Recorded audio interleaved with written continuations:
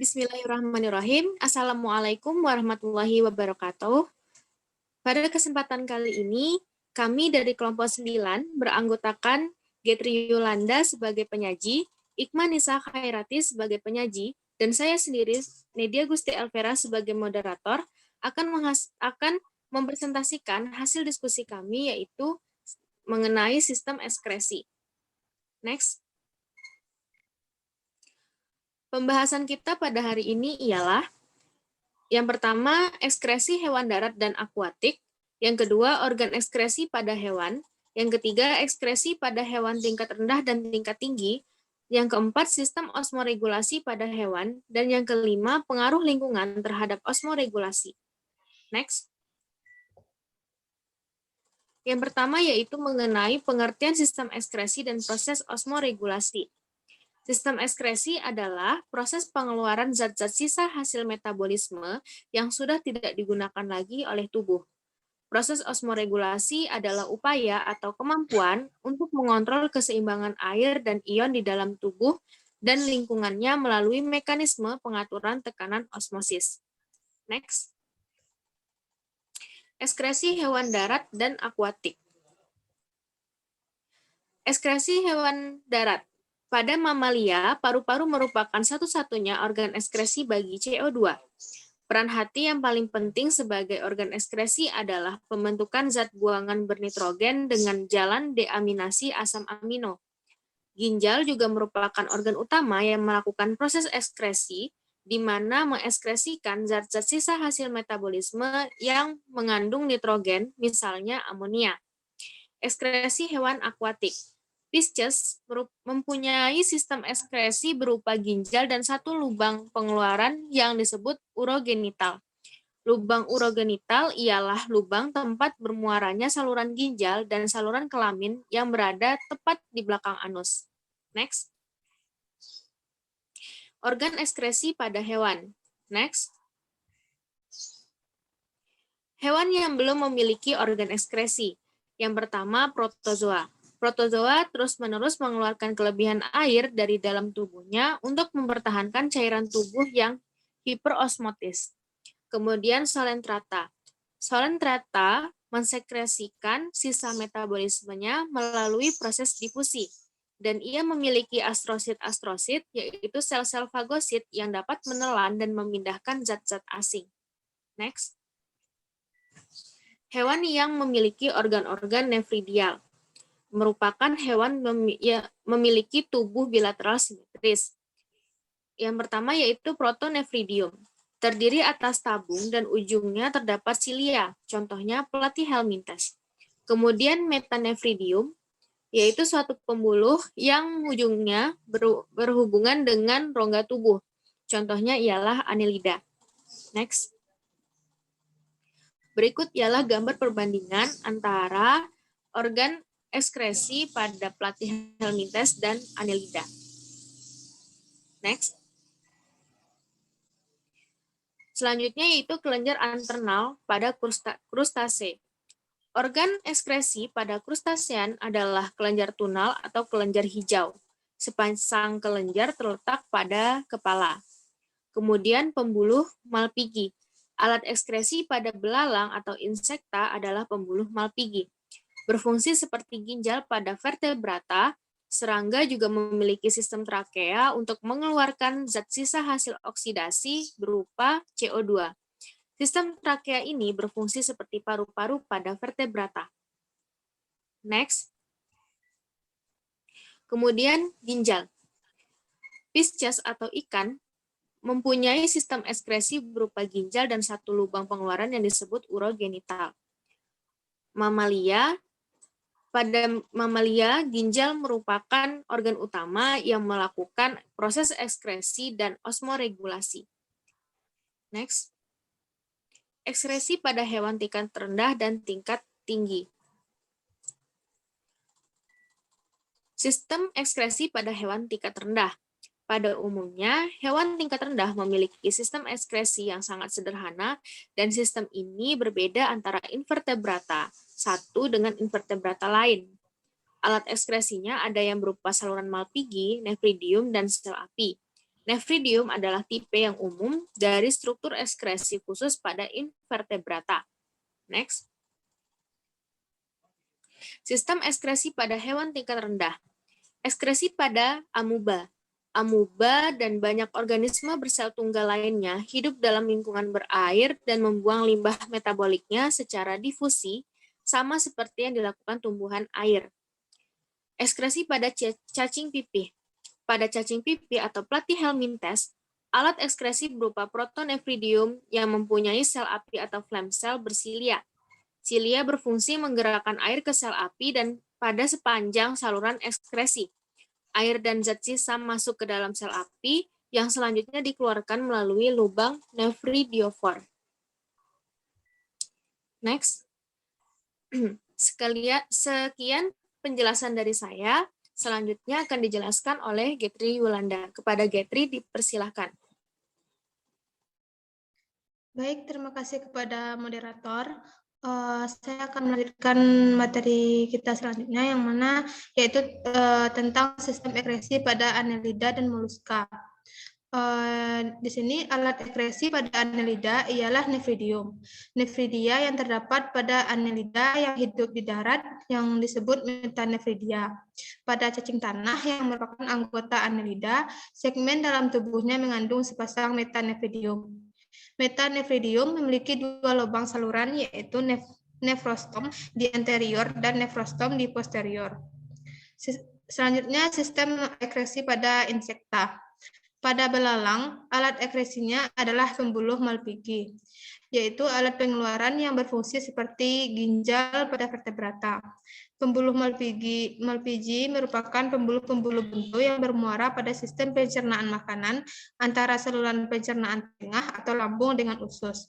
Hampir semua serangga mempunyai pembuluh Malpighi. Selanjutnya, sistem ekskresi pada hewan tingkat tinggi. Pertama, Pisces atau ikan, dia insang pada ikan ini mengeluarkan CO2 dan H2O. Kelenjar kulitnya mengeluarkan lendir sehingga tubuhnya licin untuk memudahkan gerak di dalam air.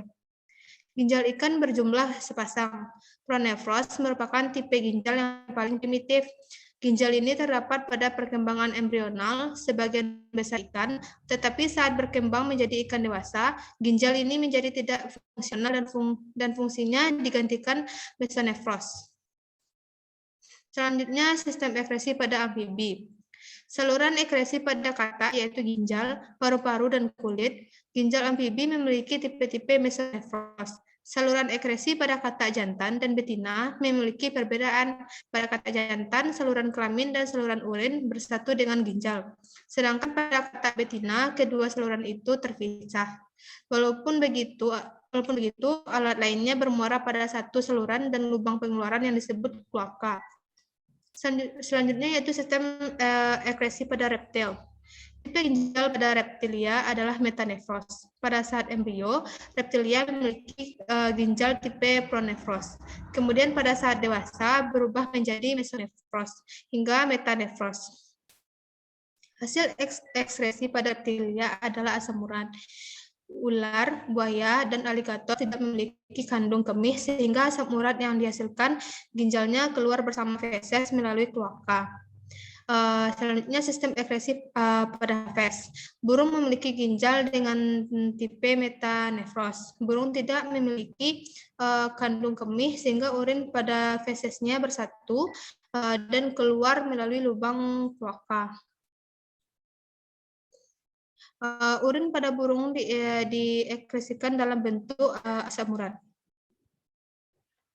Berikut gambar dari sistem ekskresi pada hewan tingkat tinggi. Selanjutnya sistem ekskresi pada manusia, yang mana pada ginjal, alat pengeluaran atau ekskresi utama pada manusia adalah ginjal. Ginjal atau buah pinggang manusia berbentuk seperti kacang merah, berwarna keunguan dan berjumlah 2 buah. Ginjal berperan dalam proses pembentukan urin. Prosesnya sebagai berikut. Penyaringan atau filtrasi. Proses pembentukan urin diawali dengan penyaringan darah yang terjadi di kapiler glomerulus. Hasil penyaringan di glomerulus disebut filtrate glomerulus atau urin primer. Selanjutnya penyerapan kembali atau reabsorpsi bahan-bahan yang masih diperlukan di dalam urin primer akan diserap kembali di tubulus contortus proximal. Sedangkan di tubulus contortus distal terjadi penambahan zat tersisa dan urea. Setelah terjadi reabsorpsi, maka tubulus akan menghasilkan urin sekunder. Zat-zat yang masih diperlukan tidak akan ditemukan lagi. Selanjutnya, augmentasi adalah proses penambahan zat sisa dan urea yang mulai terjadi di tubulus contortus distal. Dari tubulus ginjal, urin akan menuju rongga ginjal. Selanjutnya menuju kantong kemih melalui saluran ginjal, di mana urin akan keluar melalui uretra.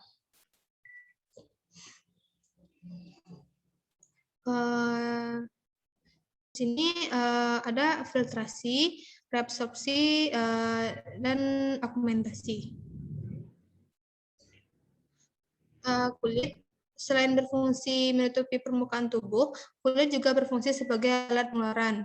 Zat sisa yang dikeluarkan melalui kulit atau kelenjar keringat adalah air dan garam-garam.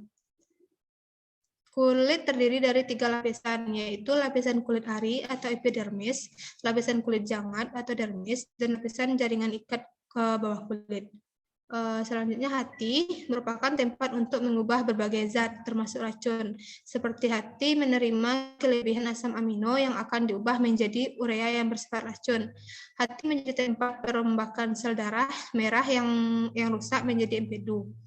Yang mana empedu yang dihasilkan akan disimpan dalam kantong empedu atau bilirubin. Bilirubin adalah produk utama dari penguraian sel darah merah yang tua. Bilirubin disaring dari darah oleh hati dan dikeluarkan pada cairan empedu. Paru-paru. Dalam sistem ekskresi, paru-paru berfungsi untuk mengeluarkan karbon dioksida atau CO2 dan uap air H2O, karbon dioksida dan air yang dihasilkan pada setiap metabolisme karbohidrat dan lemak yang dikeluarkan dari sel-sel jaringan tubuh dan masuk ke dalam aliran darah. Sekian dari saya kembalikan kepada moderator.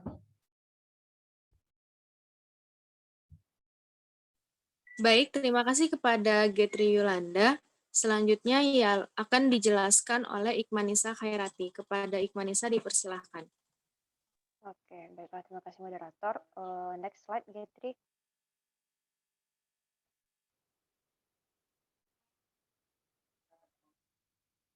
Oke, selanjutnya mengenai yang tadi, sistem osmoregulasi pada hewan.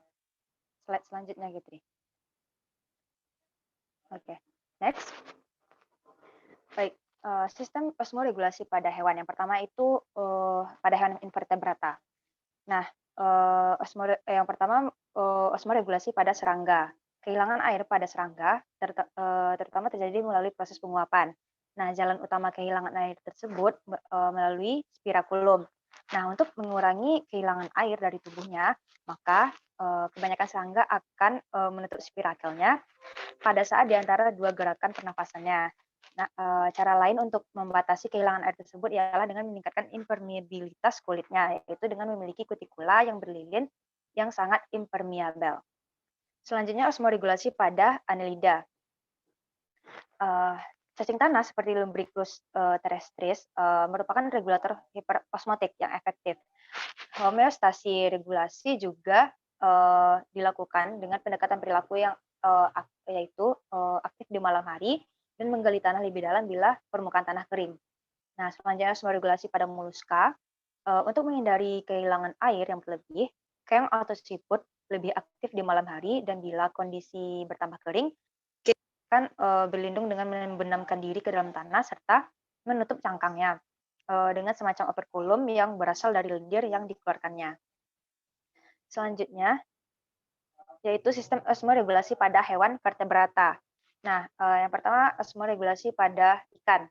Ikan-ikan yang hidup di air tawar mempunyai cairan tubuh yang bersifat hiperosmotik terhadap lingkungan. Nah, sehingga air cenderung masuk ke dalam tubuhnya secara difusi melalui permukaan tubuh yang semi-permeabel. Nah, bila hal ini tidak dikendalikan atau diimbangi, maka akan menyebabkan hilangnya garam-garam tubuh dan mengencernya cairan tubuh, sehingga cairan tubuh tidak dapat menyokong fungsi-fungsi fisiologis ikan. Nah, ginjal akan memompa keluar sebagai air seni.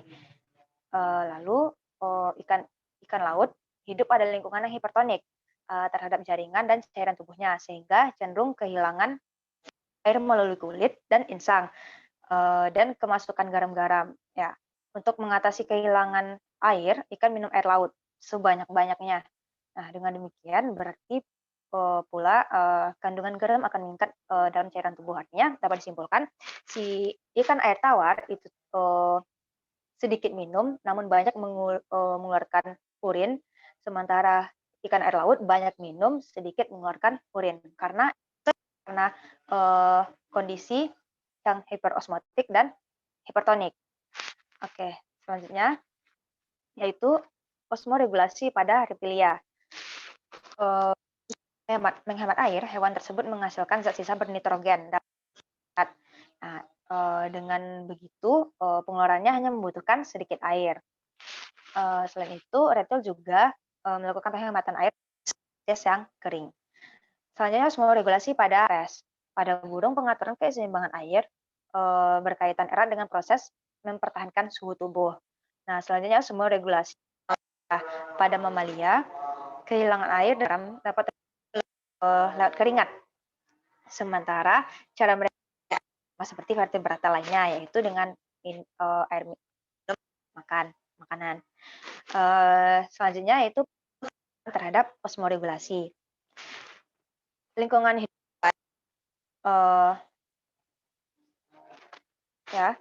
terhadap lingkungan hidupnya, hewan air yang membiarkan konsentrasi cairan tubuhnya berubah mengikuti perubahan mediumnya atau osmokonformer.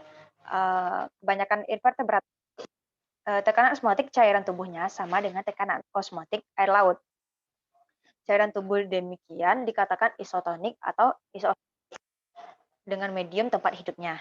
Nah, bila terjadi perubahan konsentrasi dalam mediumnya, maka cairan tubuh tersebut tadi disebut juga dengan osmokonformitas. Selanjutnya, sebaliknya, dipertahankan agar tekanan osmotik cairan tubuhnya relatif lebih rendah dari mediumnya atau hipoosmotik, tinggi dari mediumnya, tadi disebut juga dengan osmotik. Nah, untuk mempertahankan cairan tubuh relatif konstan, hewan melakukan regulasi osmotik atau osmoregulasi. Hewannya disebut dengan regulator osmotik atau osmolator. Ada dua macam regulasi osmotik, yaitu regulasi hipoosmotik dan regulasi hiperosmotik. Pada regulator hipoosmotik, ikan air laut, hewan ini selalu mempertahankan konsentrasinya yang lebih tinggi daripada medium. Itu ya. Sekian dari saya. Saya kembali kepada moderator. Baiklah, terima kasih kepada Ikhwanisa Khairati. Sekian penjelasan dari kelompok kami. Selanjutnya diskusi akan dilanjutkan melalui e-learning 2 UNP. Sekian, wassalamualaikum warahmatullahi wabarakatuh.